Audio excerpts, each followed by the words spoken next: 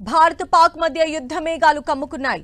కుక్కతోక వంకర అన్నట్లుగా ఎన్నిసార్లు పాక్కి బుద్ధి చెప్పినా మళ్లీ భారత్తో ఢీకొట్టేందుకు పాక్ దూకుడుగా ముందుకు వెళుతోంది. తప్పు చేసి కూడా లేదు అంటూ మేకపోతు గాంభీర్యాన్ని ప్రదర్శిస్తోంది. పాకిస్తాన్ చేసిన దారుణాన్ని ఇప్పటికే ప్రపంచ దేశాలన్నీ ముక్తకంఠంతో ఖండిస్తున్నా పాక్ మాత్రం భారత్తో కయ్యానికే సై అంటోంది. యుద్ధంతో నష్టం వస్తుందని తెలిసినా పాక్ ఎందుకు దూకుడుగా ముందుకు వెళుతోంది? తాను తవ్వుకున్న గోతిలో పడేందుకు పాక్ సిద్ధమవుతోందా అంటే అవుననే సమాధానం వస్తోంది.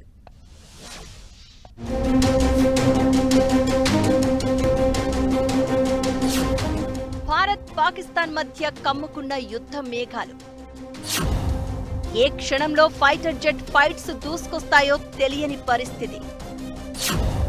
కయ్యానికి కాలు దువ్వుతున్న పాకిస్తాన్. భారత్తో తలపడేంత దమ్ము పాక్కు ఉందా? ఒకవేళ యుద్ధమే వస్తే పాక్ పరిస్థితి ఏంటి? పహల్గాం ఉగ్రదాడి తర్వాత భారత్ పాకిస్తాన్ మధ్య యుద్ధ మేఘాలు కమ్ముకున్నాయి. లష్కర్-ఏ-తోయిబా అనుబంధ ఉగ్ర సంస్థ చేసిన దాడిలో 26 మంది అమాయక టూరిస్టులు మరణించారు. ఈ దాడికి పాకిస్తాన్ నుంచి కుట్ర జరిగినట్లు మన ఇంటెలిజెన్స్ ఏజెన్సీలు గుర్తించాయి. పాకిస్తాన్పై ప్రతీకారం తీర్చుకోవాలని యావత్ దేశం కోరుతోంది. 26 మంది టూరిస్టుల ప్రాణాలను బలి తీసుకున్న పాకిస్తాన్కు సరైన బుద్ధి చెప్పాల్సిందే అంటూ యావత్ భారతావని ఆగ్రహావేశాలతో ఊగిపోతోంది. దొంగ దెబ్బతీసే పాకిస్తాన్కు సరైన బుద్ధి చెప్పాలంటూ భారతీయులంతా ముక్త కంఠంతో నినదిస్తున్నారు. పహల్గాం దాడి జరిగిన తర్వాత ఇప్పటికే పాకిస్తాన్ను అష్టదిగ్బంధనం చేసిన భారత్ మరింత కఠినంగా వ్యవహరించేలా అడుగులు ముందుకు వేస్తోంది. ముప్పేట దాడి చేస్తూ పాకిస్తాన్కు పట్ట పగలే చుక్కలు చూపించేందుకు మరోసారి భారత్ రెడీ అవుతోంది. Indian army, navy, air force ఇలా ముప్పేట దాడి చేసి పాకును గుక్క తిప్పుకోకుండా చేయాలని భారత్ వ్యూహాలకు పదును పెడుతోంది. ఇప్పటికే గగనతలం, సముద్ర మార్గం, భూమార్గంలో ఆర్మీని మోహరించింది. ఏ క్షణంలోనైనా పాక్ పై ముప్పేట దాడి చేసేందుకు భారత సైన్యం సిద్ధంగా ఉంది. ఇదిలా ఉంటే అటు పాకిస్తాన్ కూడా తగ్గేదేలే అంటూ భారత్ పై కాలు దువ్వడానికి రెడీ అవుతోంది.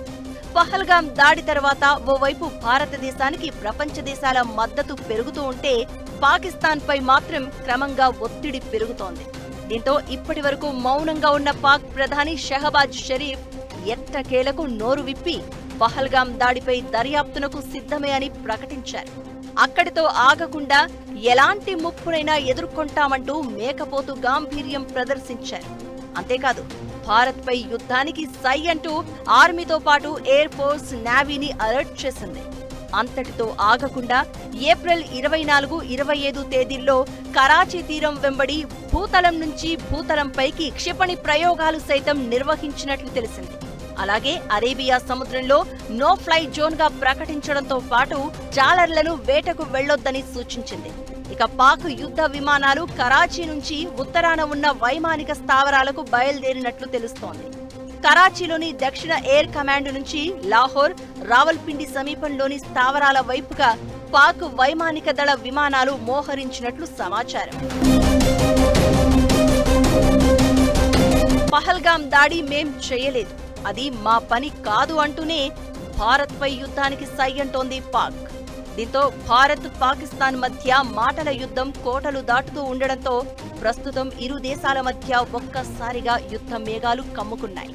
ఏ క్షణంలో బాంబుల వర్షం కురుస్తుందో, ఏ క్షణంలో ఫైటర్ జెట్ల ఫ్లైట్ల నుంచి మెరుపుల్లాంటి బుల్లెట్లు దూసుకొచ్చి గుండెల్లోకి దూసుకెళ్తాయో తెలియక ఇటు భారతీయులు, అటు పాకిస్తాన్ ప్రజలు గజగజ వణికిపోతున్నారు. ఇరు దేశాల మధ్య ప్రస్తుతం యుద్ధ మేఘాలు కమ్ముకోవడంతో ఎప్పుడేం జరుగుతుందో అన్న టెన్షన్ నెలకొంది. ఒకవేళ రెండు దేశాల మధ్య యుద్ధం వస్తే భారత్ను తట్టుకుని పాక్ నిలబడగలదా అన్న సందేహాలు వ్యక్తమవుతున్నాయి. యుద్ధం వస్తే భారత శక్తి సామర్థ్యాలను పాక్ తట్టుకోవడం చాలా కష్టమని రక్షణ రంగ నిపుణులు చెప్తున్నారు. ఎందుకంటే ఇప్పటికే కార్గిల్ వార్తో అది చాలా స్పష్టమైందని వివరిస్తున్నారు. బాహుబలి లాంటి భారత్తో పాకిస్తాన్ యుద్ధానికి దిగితే ఆ దేశానికే తీవ్ర నష్టం వాటిల్లుతుందని చెప్తున్నారు.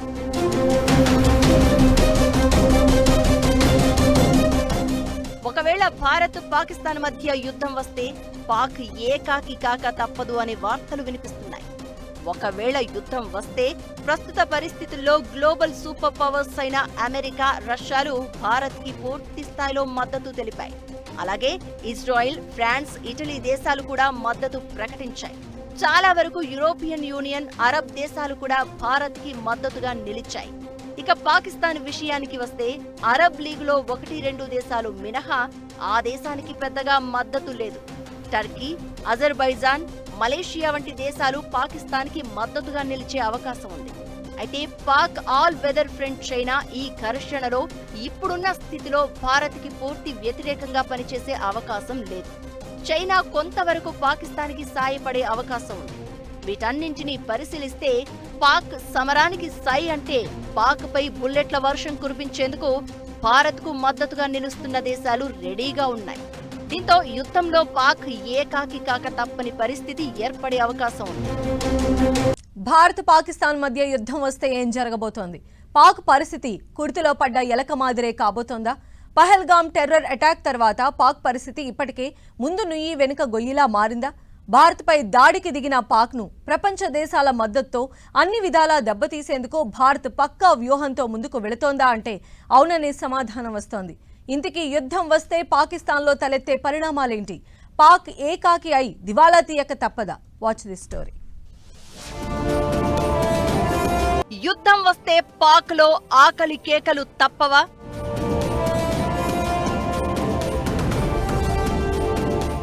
సమరానికి సై అంటే పాక్ మరో శ్రీలంకలా మారడం ఖాయమా?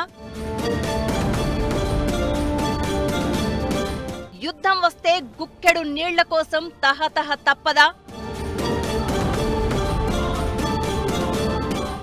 పాకిస్తాన్కు మన పవర్ ఏంటో మరోసారి రుచి చూపించాలని ప్రధాని మోడీ పక్కా ప్రణాళికలతో ముందుకెళ్తున్నారు. పహల్గామ్ ఉగ్రదాడి తర్వాత ఇప్పటికే పాకిస్తాన్ను భారత్ ఊహించని దెబ్బ కొట్టింది.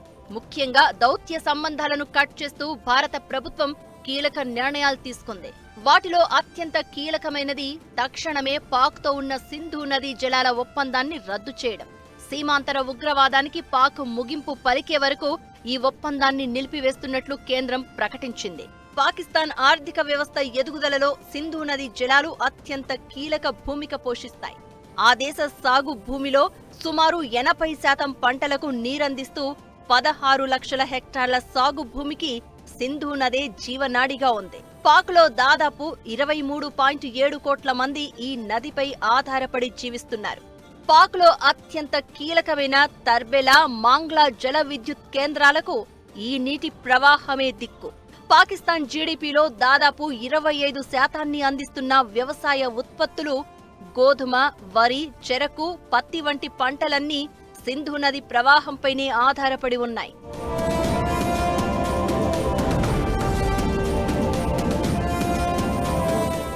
దాయాది దేశం పాకిస్తాన్ ఇప్పటికే తీవ్ర నీటి ఎద్దడిని ఎదుర్కొంటోంది. పహల్గామ్ దాడి నేపథ్యంలో భారత్ సింధు జలాలను నిలిపినా లేదా తగ్గించినా పాక్లోని అన్ని రంగాలపై అది పెను ప్రభావం చూపుతుంది. సింధు జలాల ఒప్పందం రద్దు నేపథ్యంలో నీటి సరఫరాను భారత్ నిలిపివేస్తే పాక్లో వ్యవసాయ ఉత్పత్తులు కుప్పకూలిపోయి ఆ దేశ ఆహార భద్రతకు ముప్పు వాటిల్లుతుంది. పట్టణాలు, నగరాల్లో సరిపడా నీరు దొరక్క ప్రజలు తీవ్ర అవస్థలు ఎదుర్కొంటారు. జల విద్యుత్ కేంద్రాల్లో విద్యుత్ ఉత్పత్తి నిలిచిపోయి పరిశ్రమలకు, గృహాలకు కరెంటు సరఫరా నిలిచిపోతుంది. సింధు జలాల ప్రవాహం తగ్గితే ఇరిగేషన్ మేనేజ్మెంట్ అధ్వాన స్థితికి చేరి భూగర్భ జలాలు అడుగంటిపోతాయి. గ్రామీణ ప్రాంతాల్లో రుణ ఎగవేతలు, నిరుద్యోగం, వలసలు పెరుగుతాయి. పలు ప్రాంతాల్లో నీటి ఎద్దడితో కరువు తాండవిస్తోంది. దీంతో పాక్ గొంతు తడారిపోవడం ఖాయంగా కనిపిస్తోందని విశ్లేషకులు అభిప్రాయం వ్యక్తం చేస్తున్నారు.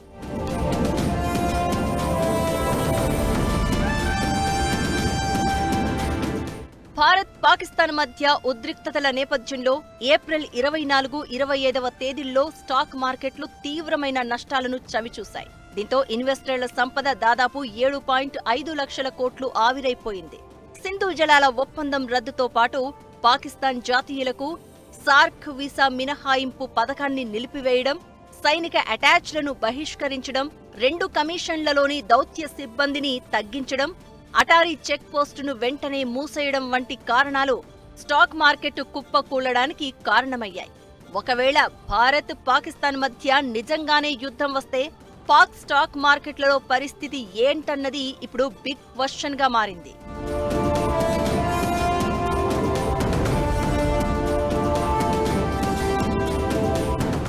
మొత్తానికి భారత్ పాకిస్తాన్ మధ్య యుద్ధం వస్తే పాక్ పరిస్థితి అత్యంత దారుణంగా మారే అవకాశం ఉందని నిపుణులు హెచ్చరిస్తున్నారు.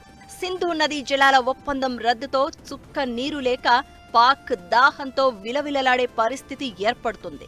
పాక్ రూపీ దారుణంగా పడిపోయి దేశ ఆర్థిక వ్యవస్థే కుప్పకూలిపోయే ఛాన్స్ ఉంది. యుద్ధం వస్తే ఆహారం దొరక్క ఆకలి కేకలు మిన్నంటే అవకాశం ఉంది. ఒక్క మాటలో చెప్పాలంటే భారత్తో యుద్ధానికి కాలు దువ్వితే పాక్ పరిస్థితి చిప్పగతి అవుతుందని ఆర్థిక నిపుణులు హెచ్చరిస్తున్నారు.